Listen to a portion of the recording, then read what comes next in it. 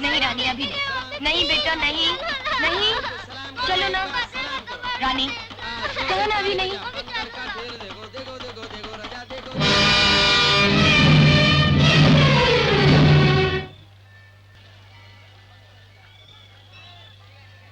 अर्चना किसके नाम से होगी? ललिता राम के नाम। अरे ये क्या, तुम तो हमेशा कहते थे भगवान के नाम के आगे किसी के नाम की कोई कीमत नहीं। पूजा करवाने वाला भी वही, पूजा करने वाला भी वही। हाँ, वो मैं सचमुच भूल गया था। ये अर्चना भगवान के नाम से होगी।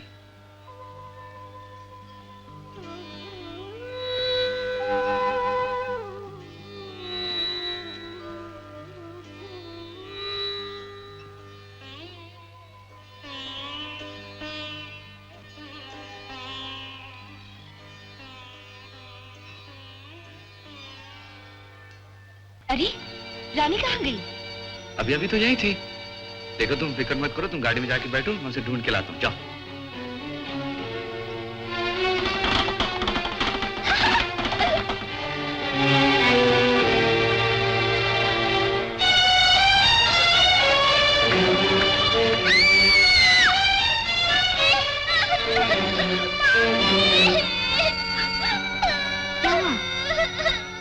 क्या हुआ बेटी?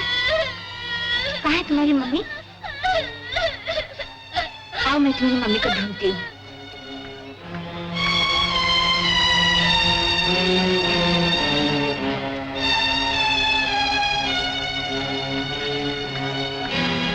वो देखो, वो रही है हमारी गाड़ी।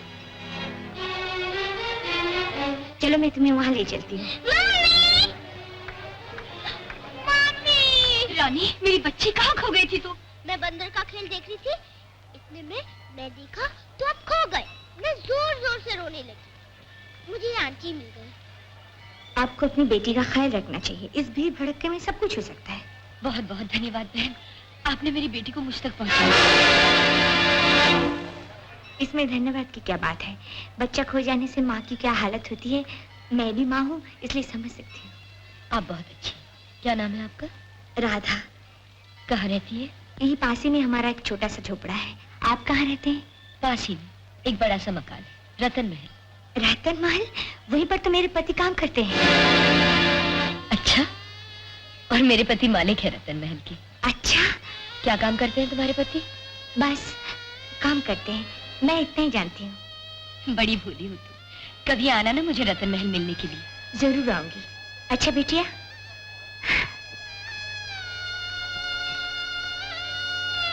मम्मी मम्मी, डैडी कहाँ है? पहले आप खो गए थे, अभी डैडी खो गए। वो देखो। लो, हम सारी दुनिया ढूंढ रहे थे और हमारी रानी बेटी यहाँ मौजूद है। रानी तो खो गई। अच्छा हुआ इसे एक भली सी औरत मिली और ढूंढते ढूंढते मेरे पास ले आई। अच्छा? उससे बातचीत हुई तो पता चला उसका पति रतन महल में काम करता है। अब चलें?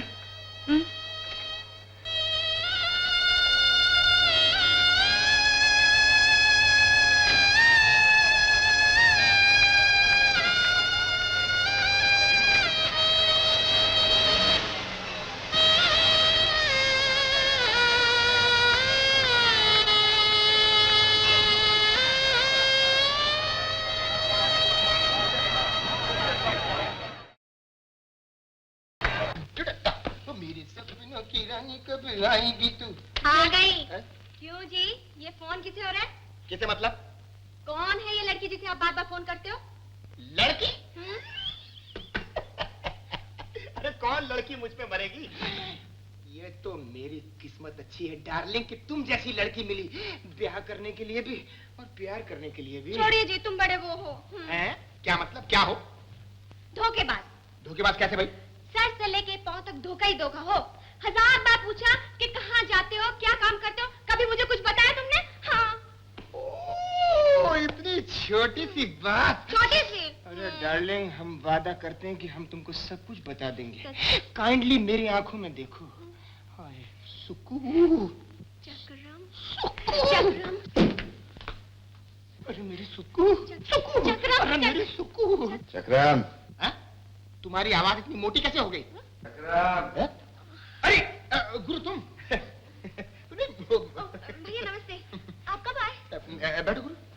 जी आया। क्या बात है गुरु, कुछ उखड़े उखड़े नजर आ रहे हो? मैं बहुत परेशान हूँ। हैं? ललिता को हॉस्पिटल से नहीं लाया क्या? वो अस्पताल से आ गई है, यही तो परेशानी है। राम जाने किस मिट्टी के बने होते हैं ये मर्द। वो इतने साल से अस्पताल में थी तो इन्हें कोई गम नहीं था, और उसने घर में पाँव रखा नहीं तो इनकी परेशानियां शुरू हो गई। तो बिल्कुल अपनी अम्मा जी की तरह बात कर रही, परेशानियां शुरू हो गई। तुमको मालूम है कौन सा गम खाया जा रहा है मेरे यार को? मुझे मालूम है मर्द का सबसे बड़ा गम क्या होता है। क्या होता है? औरत जो उसे हर सांस में फांस की तरह चुभती है। भाभी, मुझे समझने में तुम भूल कर रही हो। पति पत्नी का रिश्ता कितना नाजुक होता है, कितना पवित्र होता है, मैं अच्छी तरह जानता हूँ। मुझे फिक्र है मेरी वजह से कहीं इस पवित्र रिश्ते को ठेस न पहुंचे। अब आया कुछ खोपड़ी में? चलो जाओ अपने भाई साहब के लिए गरम गरम चाय बना कर लो। गरम। अरे गुरु, मैंने तो समझा था कि तुमने अपने दिल को चट्टान बना लिया। बना तो लिया था, लेकिन मुझसे अब और बर्दाश्त नहीं होता। एक तरफ ललिता है जो इतने बरसों के बाद घर लौटी है, दूसरी तरफ राधा है जो मुझसे बहुत प्यार करती है। ना मैं ललिता का दुख बचा सकता हूँ, ना राधा को।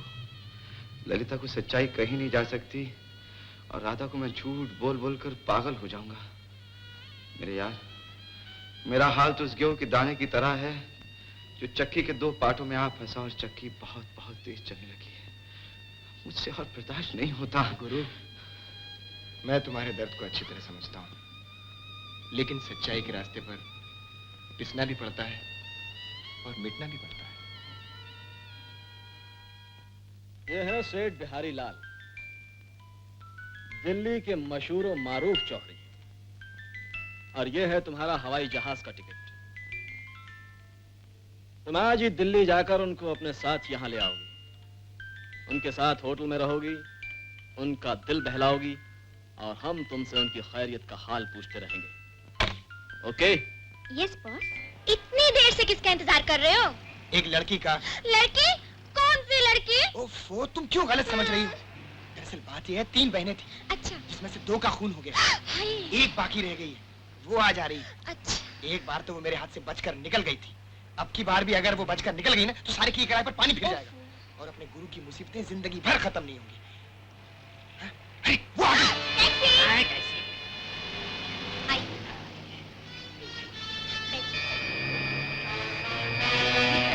ठीक है देखिए।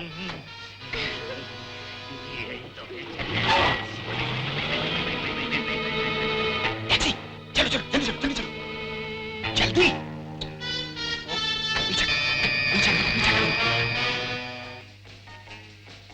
Good morning sir, mister taxi.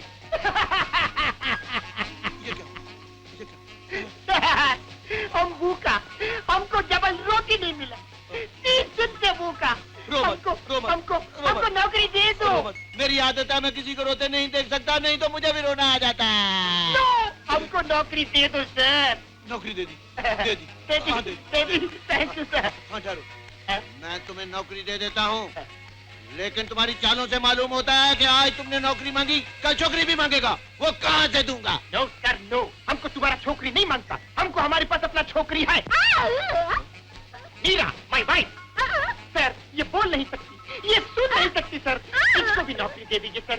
अरे तू क्या समझता है, उंगली पकड़कर पहुंचा खींचना चाहता है क्या? मैंने नौकरी की दुकान खोल रखी है, गूंगा बहरा लंगड़ा लूला जो आए उसी नौकरी देता फिरूं। सर, हम आपको बोलता है, हम दोनों मिलकर नया नया नौकर पैदा करेंगे।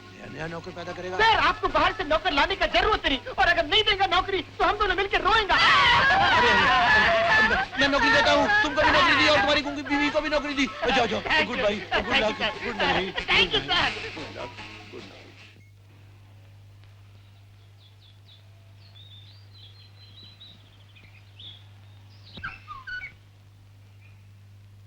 और राधा कैसी हो?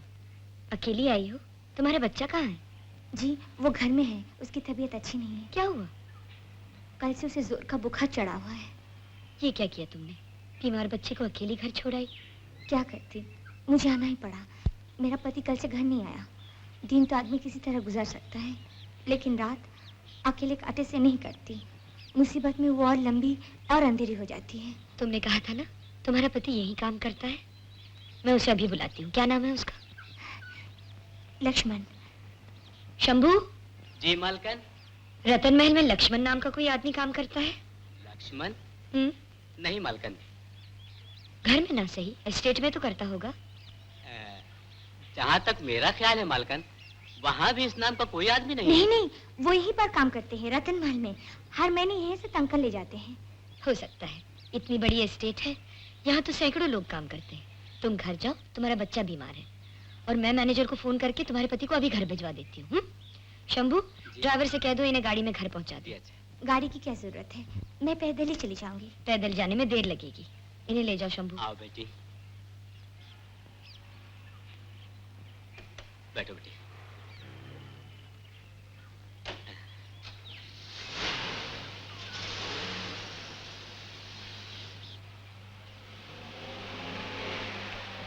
अरे मालिक है, आ गए। हेलो, मैनेजर साहब को फोन दीजिए। सुनिए, हमारे एस्टेट में लक्ष्मण नाम का आदमी काम करता है, उसे जल्दी से ढूंढिए और घर भिजवा दीजिए। कहिए उसका बच्चा बीमार है। Thank you. अरे, तुम कब आए? मैं अभी आता हूँ। अभी आया, अभी चल दिए? वो एक बहुत जरूरी काम याद आ गया था। कभी तो भूला करो अपने काम को, और याद कर लिया करो तुम्हारा एक घर भी है, एक पत्नी भी, जिसके लिए तुम्हारा इंतजारी जिंदगी का दूसरा नाम है। वो तुम मेरी मजबूरियां नहीं समझती हो ललिता। तुम मेरी मजबूरियां समझते हो? नहीं, मैं तुम्हें इस तरह चाय पिए बिना नहीं जाने दूंगी। मैंने अपने हाथों से समोसे बनाया तुम्हारे लिए। अरे ये क्या, तुम खा रहे हो कि निगल रहे हो? मालूम होता है किसी ने तुम्हारे गले पर नाखून रखा हुआ है। कैसी बातें कर रही हो ललिता? सच ही तो कह रही हूँ। मर्दों को ना जाने क्या सुख मिलता है औरतों को दुख पहुंचाने में। अभी अभी बेचारी राधा आई थी अपने पति को ढूंढने। उसका बच्चा घर में बीमार है, और उन साहब को न बच्चे की फिक्र है, न बीवी का ख्याल, और न घर की परवाह। सच, मर्दों को तो शादी ही नहीं करनी चाहिए। ये क्या, तुम उठ क्यों गए? और खाया नहीं जाएगा। मैं जाकर राधा के पति को ढूंढता हूँ, उसे घर भिजवा देता हूँ। न जाने बेचारी पे क्या बीत रही होगी। वो तो ठीक है, लेकिन आज घर जल्दी लौट आना। तुम्हें तो याद भी नहीं होगा आज कौन सा दिन है, क्या तारीख है? बिल्कुल याद है, आज मंगलवार है, 13 सितंबर है। बस तुम्हारे लिए आज सिर्फ मंगलवार है, 13 सितंबर। इससे ज्यादा और कुछ नहीं। देखो हिसाब साफ बात करो, हमसे पहेलियां नहीं बुझी जाती। ये तो तुम मुझसे पूछो, जिसकी जिंदगी अस्पताल से आने के बाद खुद एक पहेली बन चुकी है। कभी कभी तो ऐसे मालूम होता है जैसे तुम नहीं हो, एक सवाल बन गए हो जिसका कोई जवाब नहीं मिलता। अरे तो इसमें उदास होने की क्या बात है? उदास नहीं हूं तो और क्या करूं? तुम्हें ये भी याद नहीं रहा आज हमारी शादी की 6ठी सालगिरह है। अरे हाँ, 6 साल हो गए हमारी शादी को। कमाल है, वक्त भी कितनी जल्दी जल्दी गुजर जाता है। अच्छा एक बात कहूं, हाँ? आज जल्दी आ जाना। आ जाऊंगा। और देखो, देर न करना। तुम कब आते हो कब जाते हो मैंने कभी पूछा है, कभी शिकायत की है? लेकिन आज मेरे लिए बहुत बड़ा दिन है। और सुनो, तुम जब तक नहीं आओगे मैं एक बूंद पानी तक नहीं पीऊंगी। हाँ? हाँ।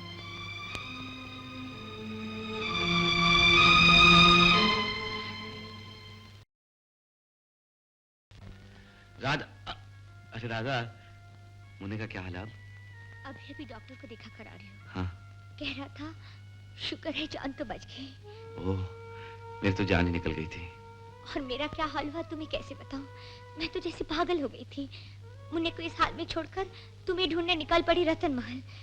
वहाँ तो सभी ने यही कहा कि इस नाम का कोई आदमी यहाँ काम नहीं करता। अरे राधा, तुम्हें मालूम नहीं, रतन महल बहुत बड़ी जगह है।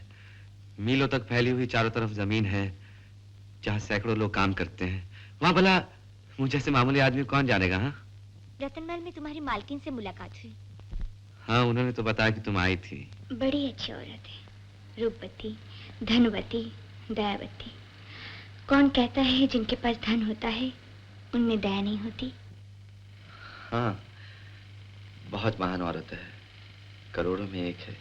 तुम बैठो, मैं तुम्हारे लिए खाना बनाती हूँ।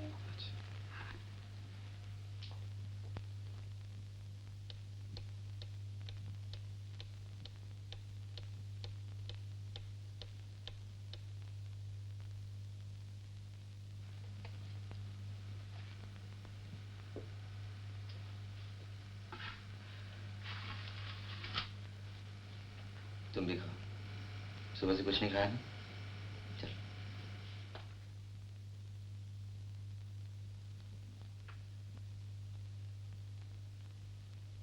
मैं पानी का घूंट तक नहीं पीऊंगी जब तक तुम लौट नहीं आओगे। मैं पानी का घूंट तक नहीं पीऊंगी जब तक तुम लौट नहीं आओगे। क्या हुआ? कुछ भी नहीं। मुझे रतन महल वापस जाना होगा। क्यों? अभी तो तुम आए हो रतन महल से। एक काम है जो अधूरा रह गया। काम बीमार बेटे से भी जरूरी है। तुम क्या समझती हो? ये बेटा तुम्हारा ही सब कुछ है, मेरा कुछ नहीं। क्या मैं इसी से प्यार नहीं करता हूँ? और तुम्हारी कोई जगह, कोई कीमत नहीं मेरी जिंदगी में।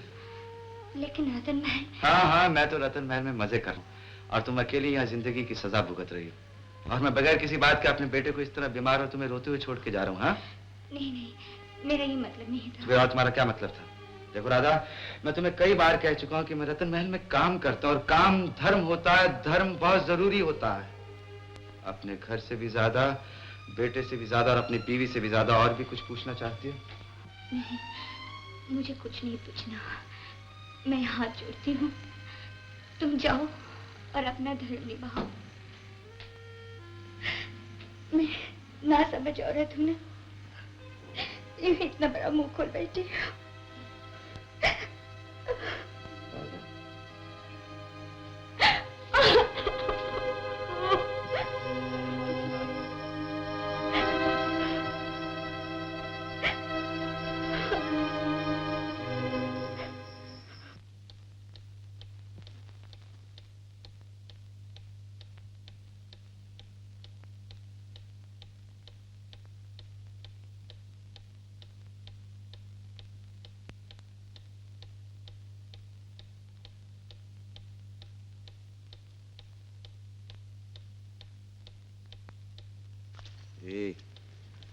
लूट गई।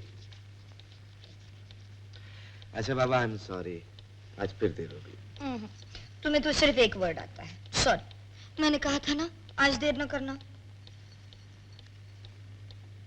आज के दिन तो मत रूठो। याद है हमारी शादी की पहली सालगिरह? इसी तरह रूठी थी तुम। और मनाते मनाते छुट्टी हो गई थी तुम्हारी। छुट्टी तो हमारी आज भी हो रही। प्लीज मान जाओ। अच्छा बोलो, फिर कभी देर से नहीं आओगे? कभी नहीं। हमेशा मेरी बात मानोगे? हमेशा मानो।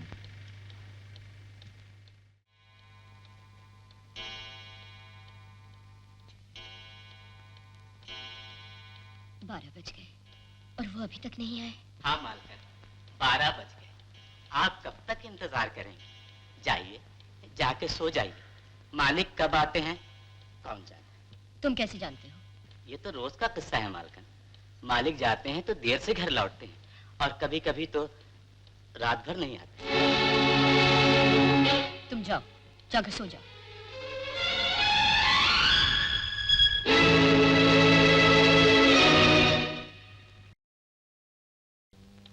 तुम अभी तक सोई नहीं ललिता?